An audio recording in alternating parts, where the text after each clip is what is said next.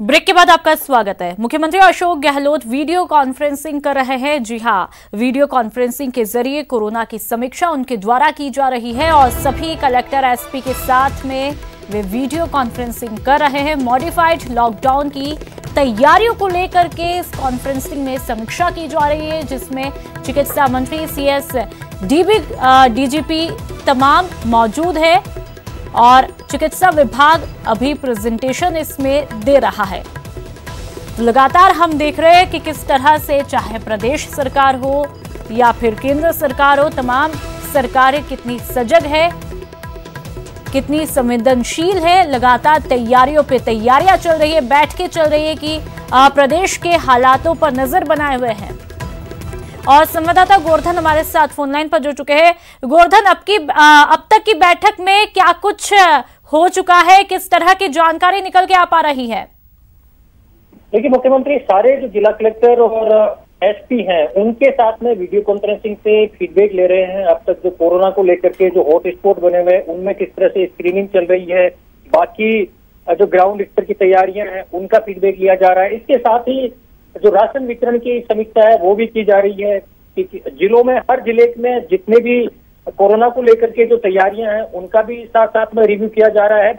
और सबसे महत्वपूर्ण बात है कि सोमवार से 20 तारीख से जो मॉडिफाइड लॉकडाउन लागू हो रहा है उसमें किस तरह इंडस्ट्री को शुरू किया जा रहा है, ये पूरा मैकेनिज्म क्या रहेगा, इसको लेकर के भी फीडबैक हर कलेक्टर से लिया जा रहा है कि वहां उनके जिलों में क्या तैयारियां हैं, किस तरह से मॉडिफाइड लॉकडाउन। बिल्कुल, तो तमाम तरह के पॉइंट्स को यहाँ पे जांचा परखा जा रहा है और मॉडिफाइड लॉकडाउन को लेकर के पूरी तरह से कहा जा सकता है ब्लूप्रिंट यहाँ पर तैयार किया जा रहा है। तमाम जानकारियों के लिए शुक्रिया।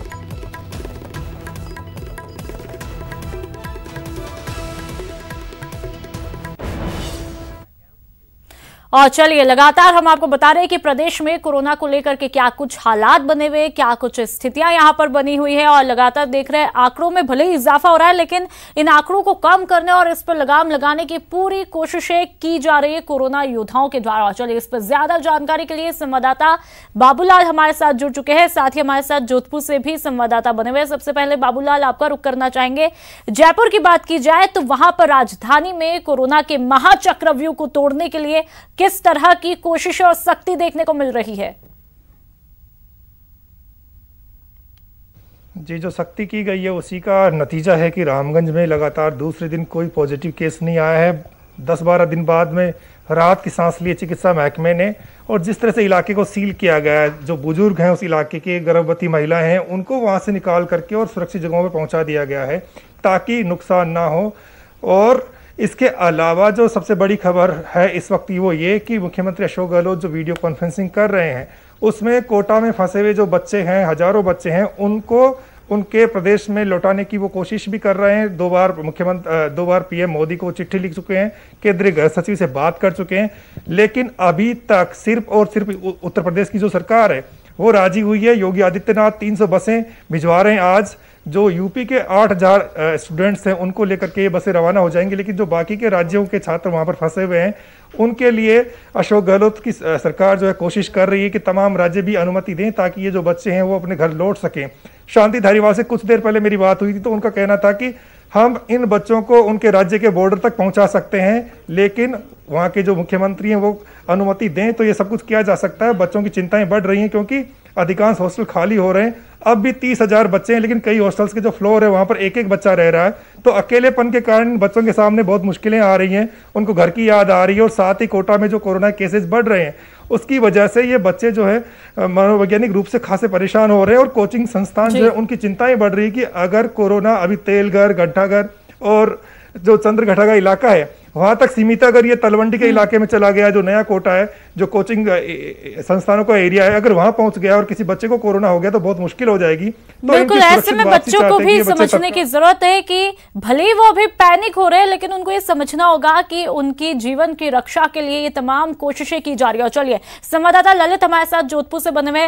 ललित, जोधपुर की बात की जाए तो वहां पर कोरोना को कंट्रोल करने की किस तरह से जद्दोजहद देखने को मिल रही है?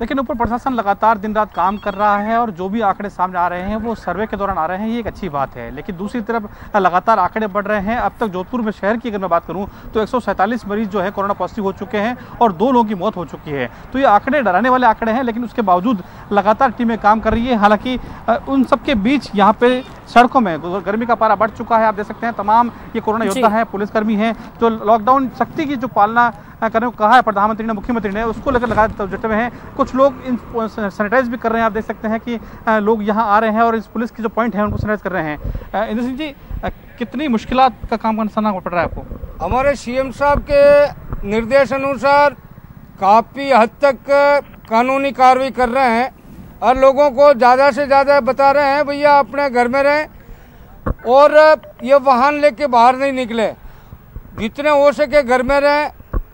जो बिना परमिशन के जो निकल रहे हैं उनके खिलाफ एक्ट में कार्रवाई कर रहे हैं। श्रीमान सीपी साहब के भी निर्देश यही हैं, सीएम साहब के निर्देश यही हैं।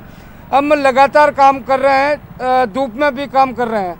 धन्यवाद। तो धूप में भी काम कर रहे हैं, लगातार काम कर रहे हैं, लेकिन सबके बीच लगातार योद्धाओं की कमी नहीं है। लोग, समाजसेवी संस्थाएं लगातार आगे आ रही हैं। लेकिन अच्छी बात यह है कि लगातार स्क्रीनिंग हो रही है और अब तक 3.5 लाख घरों में स्क्रीनिंग हो चुकी है और वही कारण है कि अब तक 147 मरीज आए हैं। हालांकि अच्छी बात यह भी है कि ज़्यादातर लोग वेंटिलेटर पर नहीं हैं। 2 मौत हो चुकी है, ये एक चिंता की बात है, लेकिन अब तक शहर में हालात नियंत्रण में हैं और स्क्रीनिंग का काम लगातार चल रहा है।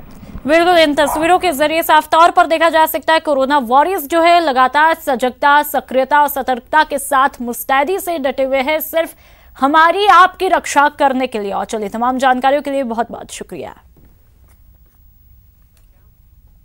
चलिए अब बात कोरोना काल के संकट मोचक की करते हैं। यहां पर शहर शहर कोरोना वॉरियर्स लोगों की मदद में जुटे हैं।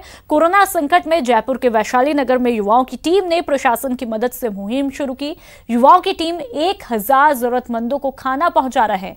तो वहीं पर बाड़मेर शहर में कोरोना महामारी को लेकर के जिले के भामाशाहों ने बढ़ चढ़कर के सहयोग किया है। तस्वीरें आप देख सकते हैं। चंपापाल ट्रस्ट की तरफ से जोधपुर संभाग में 300 पीपीई किट वितरित करने का जिम्मा उठाया और खाने पीने के भी इंतजाम किए गए।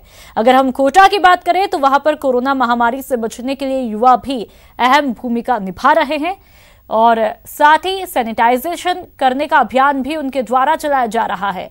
साथ ही 12 जिला अस्पताल में खान मंत्री, विधायकों और पार्श्वनाथ ट्रस्ट की तरफ से 12 वेंटिलेटर सौंपे गए।